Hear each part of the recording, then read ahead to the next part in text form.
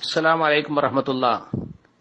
പ്രിയമുള്ള സഹോദരങ്ങളെ, നാട്ടിൽ ഇപ്പോൾ ചില ആളുകൾ പ്രചരിപ്പിക്കുന്ന ഒരു പോസ്റ്ററാണ് മേലെ കൊടുത്തിട്ടുള്ളത്.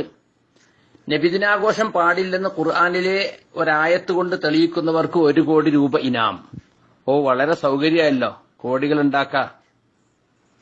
എന്താണ് ഇതിന്റെ ദുഷ്ടലാക്ക് എന്ന് സാധാരണക്കാർ മനസ്സിലാകാൻ വേണ്ടി 1-2 കാര്യങ്ങൾ പറയാണ്. ഇസ്ലാമിനെ സംബന്ധിച്ചിടത്തോളം പ്രത്യേകിച്ച് വിരോധിച്ചു പറഞ്ഞിട്ടില്ലാത്തതൊക്കെ ജായിസാണ് എന്ന് പറയുന്നത് കച്ചവടം, കൃഷി പോലെയുള്ള മുആമലാത്തിന്റെ വിഷയത്തിലാണ്. അപ്പൊ നമ്മളൊരു കച്ചവടം ചെയ്യുമ്പോൾ റസൂൽ ആ കച്ചവടം ചെയ്തണോ നോക്കണ്ടയില്ല, റസൂൽ വിരോധിച്ചിട്ടുണ്ടോ നോക്കിയാൽ മതി. നമ്മൾ കൃഷി ചെയ്യുമ്പോൾ റസൂൽ സഹാബത്ത് ആ കൃഷി ചെയ്തിട്ടുണ്ടോ നോക്കണ്ടയില്ല, വിരോധിച്ചതിൽപ്പെട്ടിട്ടുണ്ടോ നോക്കിയാൽ മതി.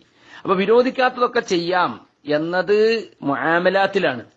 എന്നാൽ ഇബാദത്തുകളിൽ, പുണ്യകർമ്മങ്ങളിൽ അങ്ങനെയല്ല. നബി സല്ലല്ലാഹു അലൈഹി വസല്ലമയും സഹാബത്തും ചെയ്തത് മാത്രമേ ചെയ്യാൻ പാടുള്ളൂ.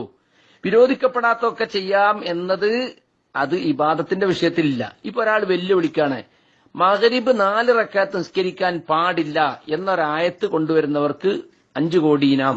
പറയാലോ, കാരണം കൊണ്ടുവരാൻ കഴിയൂല. അതുപോലെ തന്നെ ളുഹർ 5 റക്അത്ത് നിസ്കരിക്കാൻ പാടില്ല എന്ന് പറയുന്ന ഒരു ഹദീസ്, ഒരു ആയത്ത് ഖുർആനിൽ കൊണ്ടുവന്നാൽ അവർക്ക് എന്ത് ചെയ്യാം? 5 കോടി ഇനാം.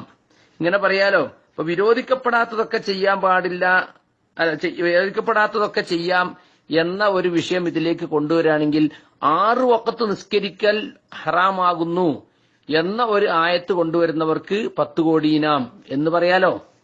അപ്പൊ ഇത് ഇബാദത്തിന്റെ വിഷയത്തിൽ റസൂലും സഹാബത്തും എന്തു ചെയ്തോ അത് ചെയ്യുക. ഒന്നും ചെയ്യാൻ പാടില്ല അല്ലാഹുവും റസൂലും പഠിപ്പിച്ചതല്ലാതെ, നബി നിന്ന് സഹാബത്ത് കാണിച്ചെന്നല്ലാതെ. അതാണ് ഇബാദത്തിലുള്ള അസ്ല്.